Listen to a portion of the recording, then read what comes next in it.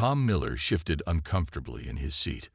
The chair, designed for beings with very different body shapes, dug into his back. He was the only human in the Grand Council chamber of Nexus Prime, the massive space station where the Galactic Council held its meetings. The room itself was impressive, a huge dome with stars visible through the clear ceiling. Around a U-shaped table sat the representatives of the 12 most powerful species in the galaxy. Some looked almost human, while others were completely alien, from the crystal-bodied Vex to the blue-skinned water brothers like Nara. All of them had been traveling among the stars for thousands of years before humans had even invented the wheel, and all of them were now talking about a problem that affected millions of lives across the galaxy. The energy shortage on the frontier worlds has reached crisis levels, said Councillor Dren, whose green skin wrinkled with concern. 3 colonies have already been abandoned. More will follow soon. Councillor Nara, whose blue skin shimmered under the bright lights, gestured with her webbed hands. The distant worlds simply consume more energy than we can transport to them. Even our fastest ships take too long to deliver fuel. Tom listened carefully. Earth had only joined the galactic community 50 years ago, when alien ships first landed in major cities across the planet. Humans were still seen as newcomers, barely trusted with the simplest technology. At these meetings, he was usually expected to sit quietly and learn. Councillor Vex rose from his seat, his crystal body catching the light. There is a theoretical solution, a Dyson ring. The chamber went silent. Tom had heard of Dyson spheres, megastructures built around stars to capture their energy. A Dyson ring would be a smaller version, capturing perhaps 30% of a star's output instead of all of it. The energy captured would solve the frontier problems for centuries, Vex continued. However, I mention it only as a theoretical concept.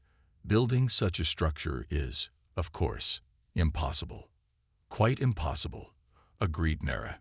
The gravitational calculations alone would require computational power beyond even our most advanced systems. Another counselor, a 6-legged being named Crawl, added, the material requirements are absurd.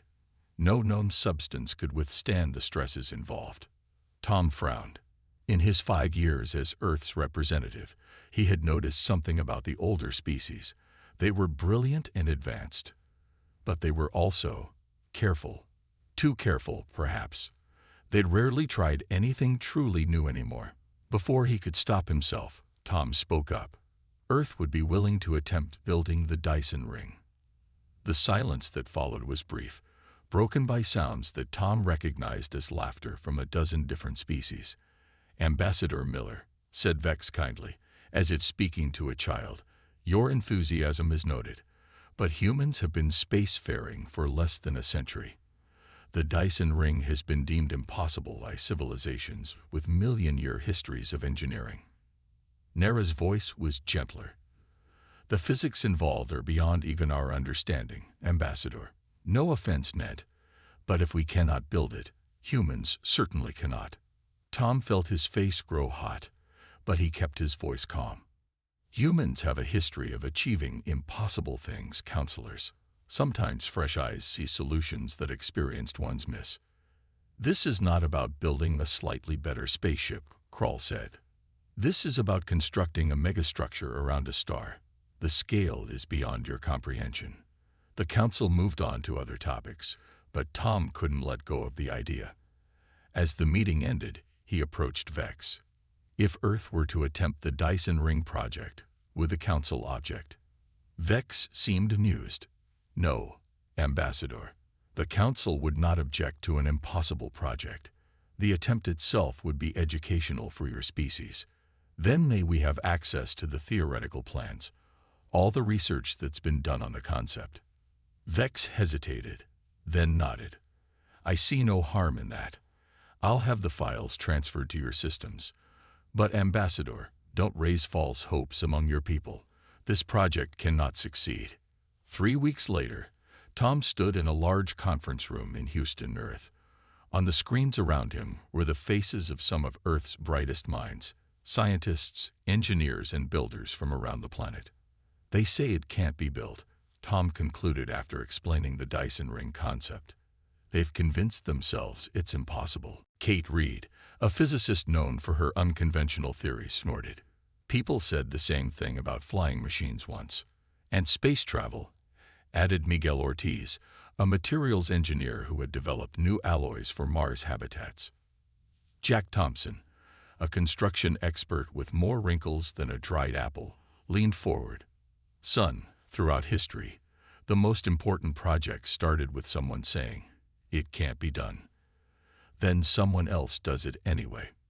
Tom smiled. This was exactly the reaction he had hoped for. The aliens think we'll fail. They think we'll learn our limits and settle into our place in the galactic order. Well, they don't know humans very well, do they? Kate said, her eyes bright with excitement. I've already spotted 3 flaws in their gravitational models. They're too perfect, too by the book. Miguel was scanning the material specifications. They're only considering known materials. But I've been working on some nanostructured composites that might handle these stresses. The construction approach is all wrong too, Jack muttered, studying the plans. Too complicated. There are simpler ways to build big. Tom looked around at their excited faces and felt a surge of hope. So, you think it might be possible? Kate grinned. Possible? I'd say it's inevitable. The math works out if you approach it differently. I'll need a proper team and a budget, Miguel said. And access to the asteroid belt for raw materials. Jack nodded.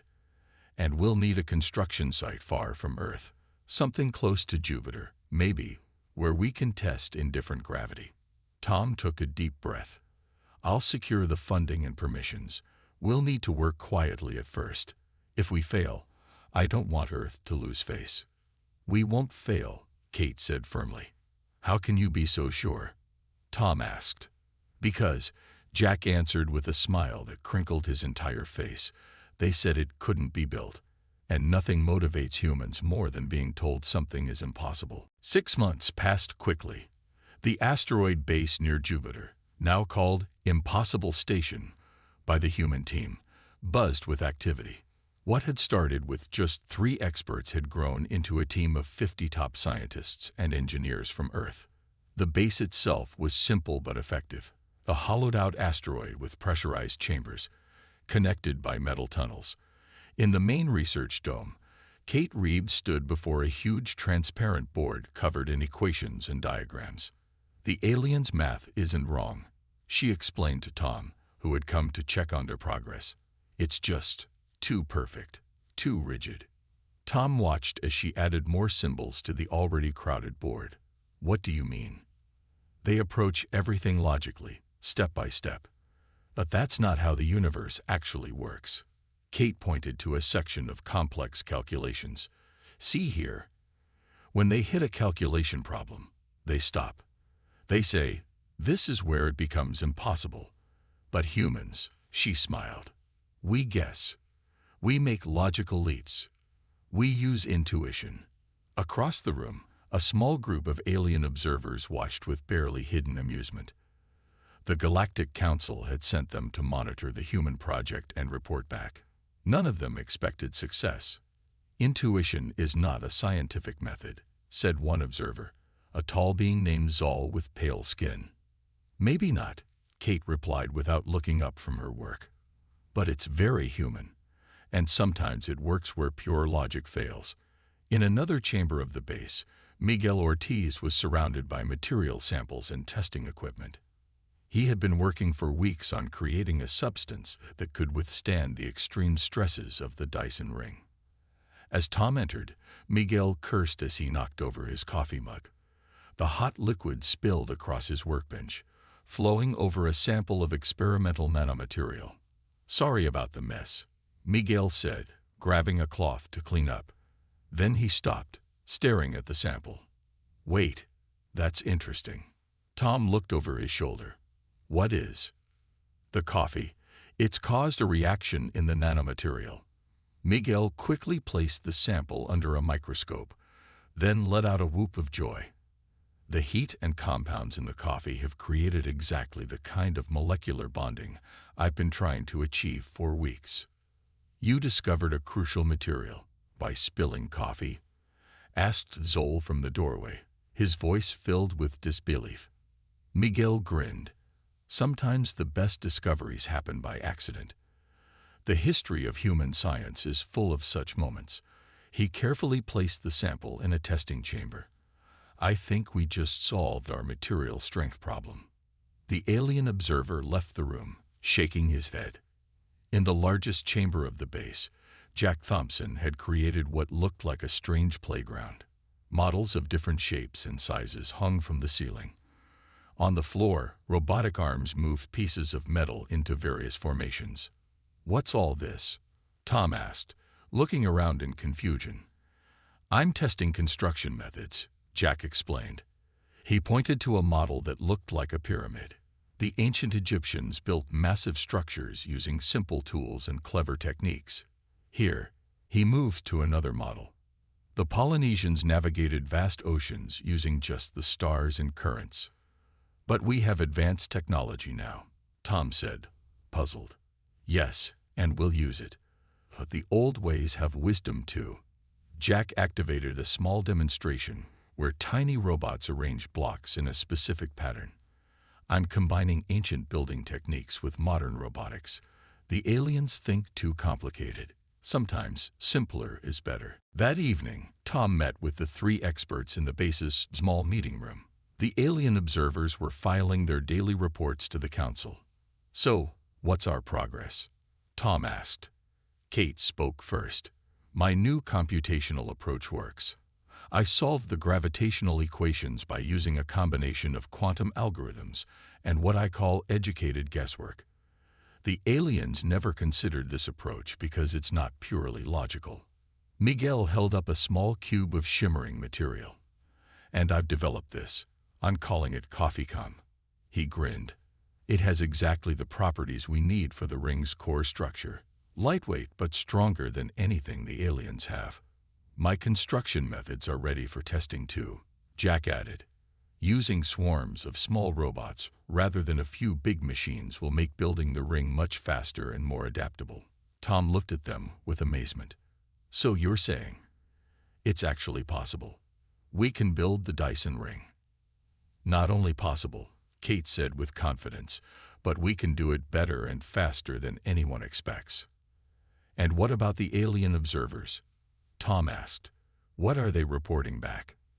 "They think we're making interesting progress but will ultimately fail," Miguel said with a laugh. "Zol told me directly that our approaches are creative but unsustainable." Jack snorted. "They're stuck in their ways. They've been building things the same way for thousands of years.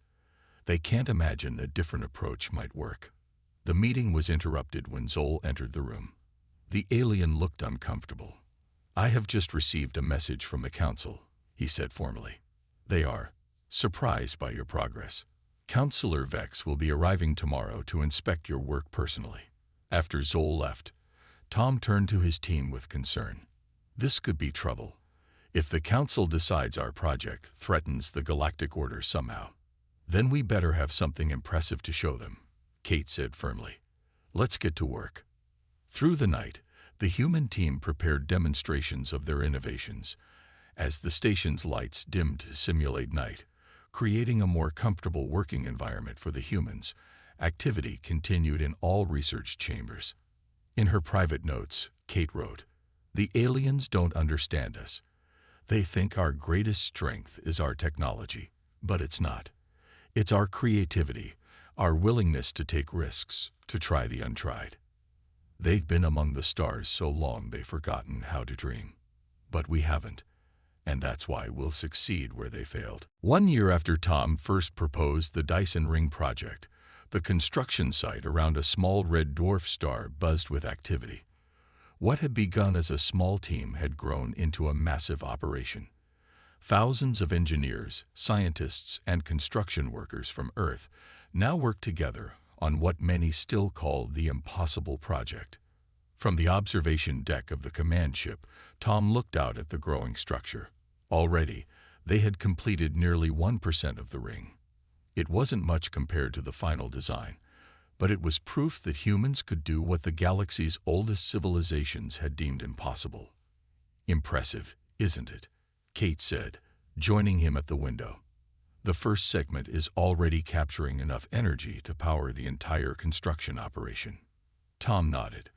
And the Council can't ignore our progress anymore. Indeed, news of the human project had spread throughout the galaxy. Some alien races watched with interest, others with concern. The Galactic Council maintained its official position that the project would ultimately fail, but privately, many counselors were becoming worried.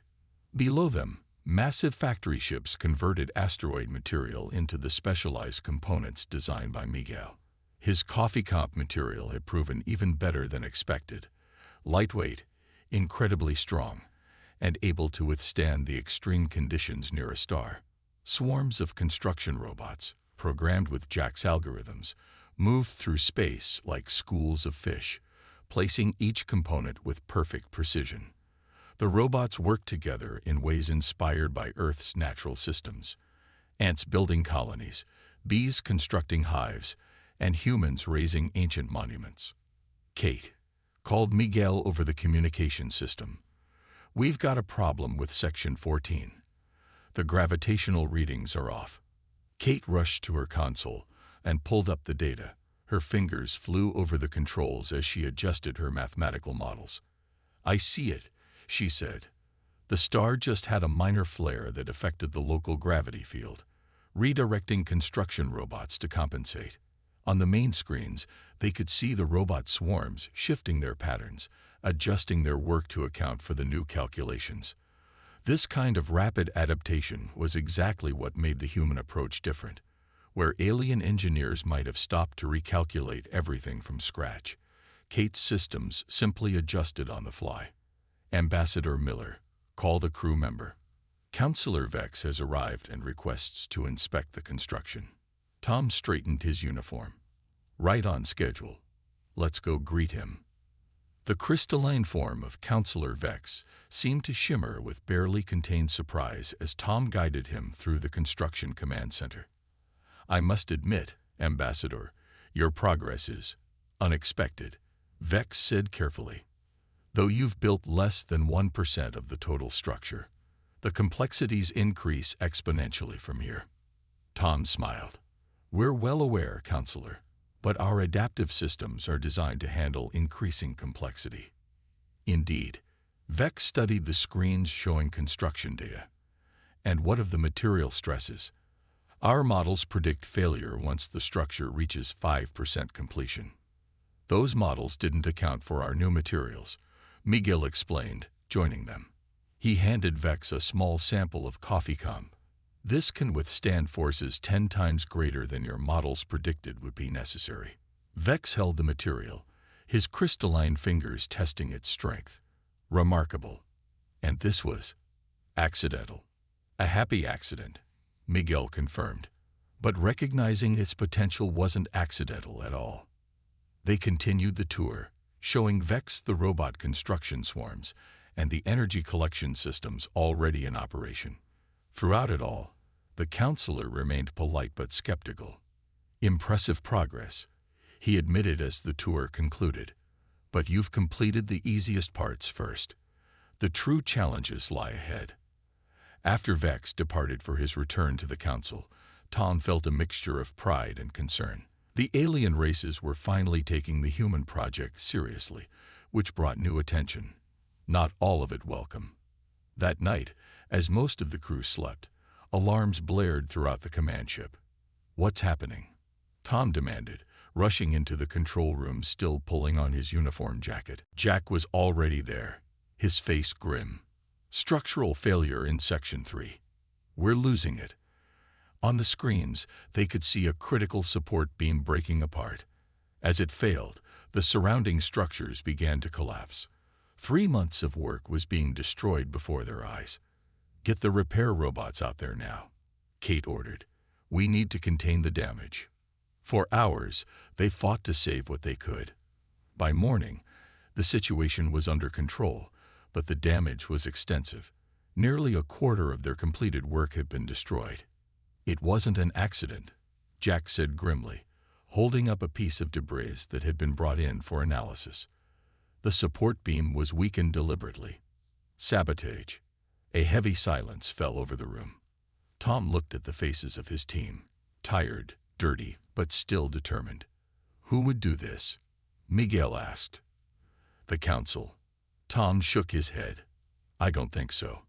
Vex seemed genuinely impressed by our work, but there are many in the galaxy who don't want to see the power balance shift.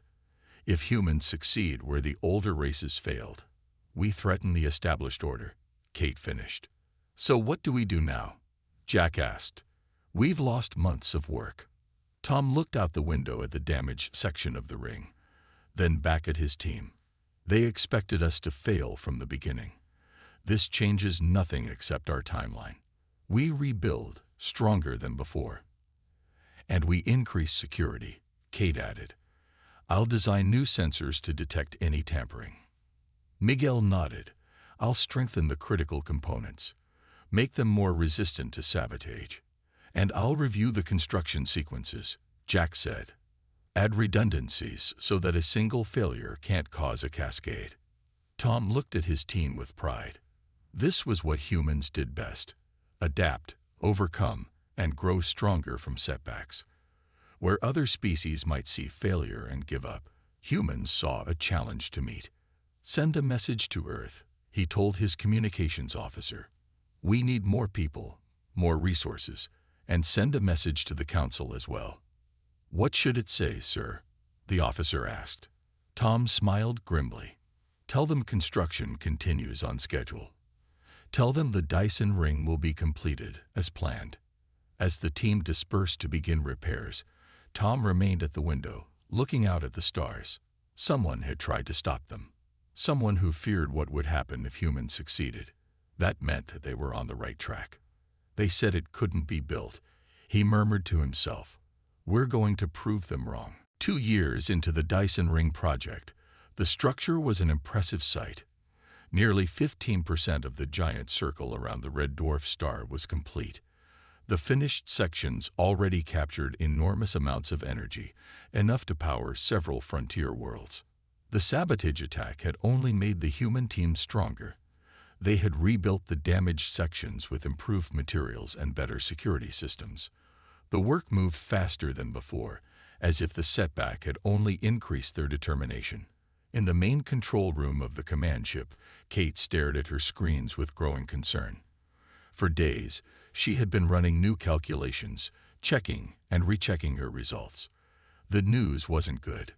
Tom, we need to talk, she said when the project leader entered the room. Privately. They moved to a small meeting room. Kate closed the door and projected a model of the Dyson ring onto the table between them. We have a serious problem, she said. Her usual confidence was gone. My models predict that once we reach 20% completion, a resonance pattern will develop here, here, and here. She pointed to 3 spots on the ring model that began to glow red. Resonance? Tom asked. Like how a bridge can collapse if soldiers march across it in step. Exactly, Kate said. But much worse. The gravitational forces from the star will create vibrations in the structure. Those vibrations will build on each other, growing stronger and stronger. Can't we just reinforce those sections? Kate shook her head. It's not that simple. The resonance will affect the entire ring. If we reach 20% completion with our current design, the whole structure will tear itself apart. Tom sat heavily in his chair. Is there a solution? I've been trying to find one for weeks, Kate admitted. But even our new mathematical approaches can't solve this. It's a fundamental problem with the physics involved. She looked at Tom with sadness. The council was right. Maybe it really is impossible. Word of the problem spread quickly through the command staff. Miguel and Jack joined Kate in attempting to find a solution, but after a week of non-stop work, they were no closer to an answer. Then a message arrived from the Galactic Council. They had learned of the resonance problem and were calling an emergency session. The human team was ordered to attend. The journey to Nexus Prime was tense. Tom, Kate, Miguel, and Jack knew what awaited them. The council would shut down their project. 2 years of work, the efforts of thousands of humans, all for nothing. The council chamber was packed when they arrived. Representatives from dozens of species were present, not just the 12 main counselors. News of the human project had become the talk of the galaxy. Ambassador Miller, Counselor Vex began when they were seated. We have received reports about a critical flaw in your Dyson ring design, a resonance pattern that will destroy the structure once it reaches 20% completion. Is this correct? Tom looked at Kate, who nodded slightly. Yes, Counselor. We've identified a resonance problem. Counselor Nara leaned forward, her blue skin catching the light. We warned you from the beginning that this project was impossible. The physics simply do not allow for it. With respect, Kate said, we've overcome many impossible problems already. But not this one, Vex pointed out. And this is not a minor issue. If the ring were to collapse once at greater completion, the resulting debris could threaten nearby systems. The council has voted, announced Krull, the six-legged counselor. For safety reasons, the human Dyson ring project is to be immediately suspended. All construction must cease. Tom wanted to argue, but what could he say? They had no solution. The problem seemed truly unsolvable. The flight back to the construction site was quiet. The human team sat in the ship's small dining area, barely touching their food. 2 years, Miguel said sadly. All that work. All those people who believed in us, added Kate. Jack stared into his coffee cup, watching the dark liquid swirl as the ship experienced minor turbulence. The movements of the coffee created a familiar pattern, waves that moved outward, then reflected back, creating complex interference patterns. Something clicked in Jack's mind. Wait, he said suddenly, sitting up straight. I think I have an idea. The others looked at him with little hope. They had already tried everything they could think of. The resonance, Jack continued, excitement growing in his voice. We've been trying to prevent it. But what if we work with it instead? He grabbed a napkin and began sketching quickly. On Earth, we built bridges with tuned mass dampers, devices that create counter vibrations to cancel out dangerous oscillations. Kate frowned. But the scale is completely different. We'd need hundreds of massive dampers spread throughout the ring. Exactly, Jack said. We place damping modules at precise intervals. They don't fight the forces directly. They create controlled counter vibrations that cancel out the resonance. Miguel studied the sketch. We could build the dampers from coffee comp, make them adjustable to respond to changing conditions. Kate was already typing calculations into her tablet. The math, she muttered, then looked up with wide eyes. It could work. It actually could work. The dampers would need to be precisely tuned and placed. But, for the first time in weeks, hope returned to their faces. How did you come up with this? Tom asked, looking at Jack's sketch. Jack held up his coffee cup with a smile. Watching this, the way the waves interact when the ship moves, it reminded me of old Earth bridges and how they solved similar problems centuries ago. So we solve an advanced physics problem with coffee and old bridges. Miguel laughed. Perfect. They returned to the construction site energized with new purpose. While Tom prepared to face the council again, the others worked frantically to develop a prototype damping module. 3 days later, they installed the first module on a completed section of the ring. Kate monitored the readings as they activated it. It's working, she announced. The vibrations are decreasing exactly as predicted. The alien observers watched in confusion as the humans celebrated. One of them approached Tom. You found a solution, he asked, clearly surprised. We did, Tom confirmed. We stopped trying to prevent the forces and learned to work with them instead. The observer looked puzzled. And this idea came from a cup of coffee. And old bridges, Tom added with a smile.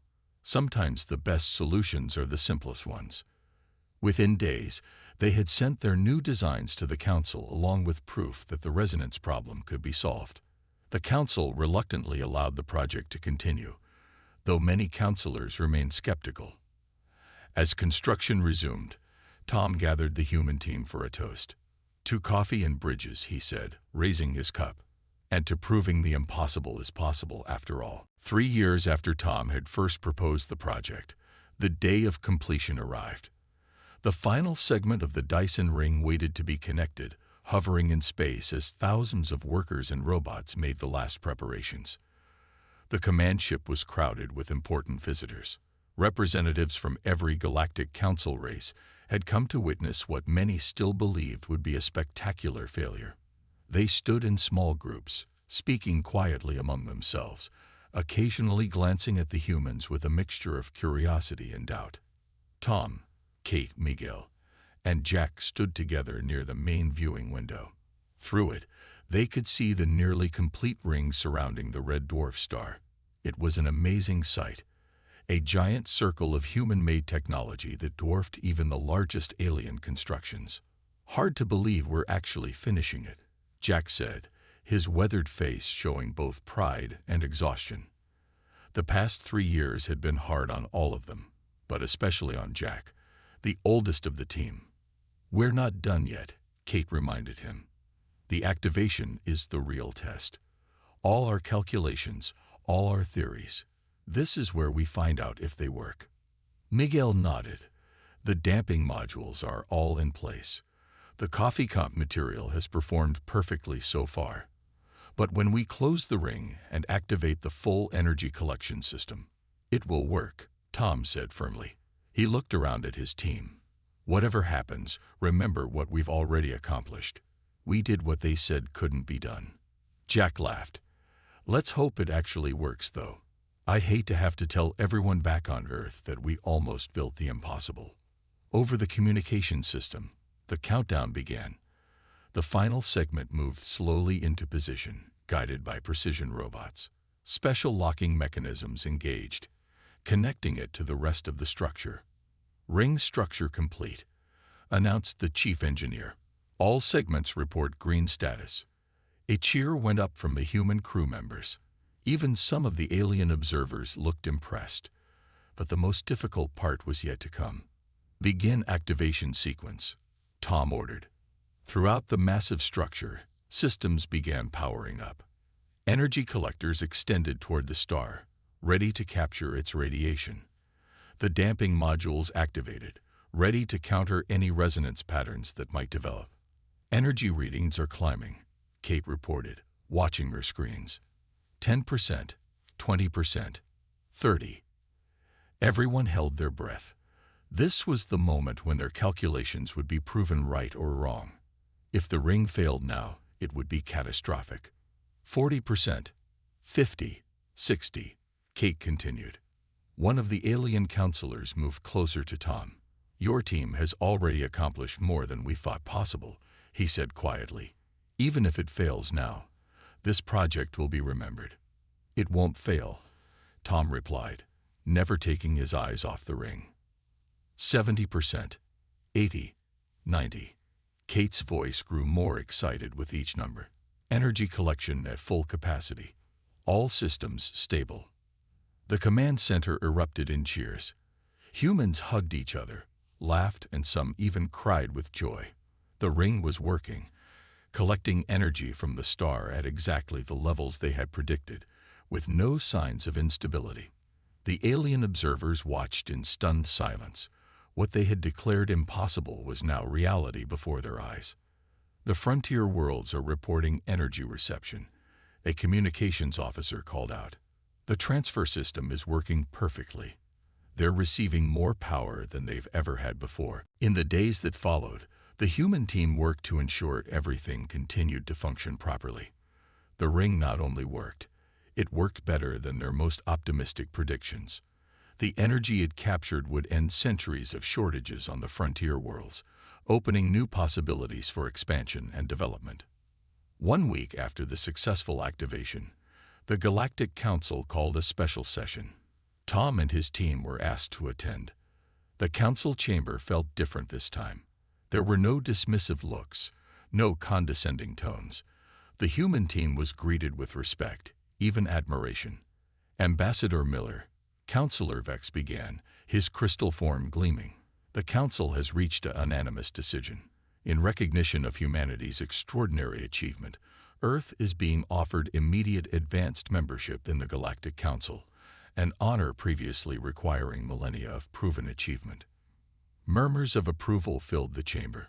It was indeed an unprecedented offer, elevating humans to the same status as species that had been traveling the stars when humans were still living in caves. Tom looked at his team, then back at the counselors. "We appreciate the offer," he said, "but I think we'll progress at our own pace." Surprise rippled through the chamber. Even Kate, Miguel, and Jack looked startled. "You decline?" Counselor Nera asked in disbelief. "Not permanently," Tom clarified, "but humanity still has much to learn. And with respect, I think the Council has things to learn from us as well. We would prefer to earn our place through continued achievement rather than one single success." The Council members exchanged glances. This was unexpected, but not entirely unwelcome. It showed a maturity they hadn't expected from such a young species. As the human team prepared to return to Earth as heroes, they noticed something interesting. Engineers and scientists from other races were studying their designs, their methods, their approaches. The older species were learning from the newcomers, combining logic with intuition, embracing happy accidents, and finding wisdom in ancient techniques.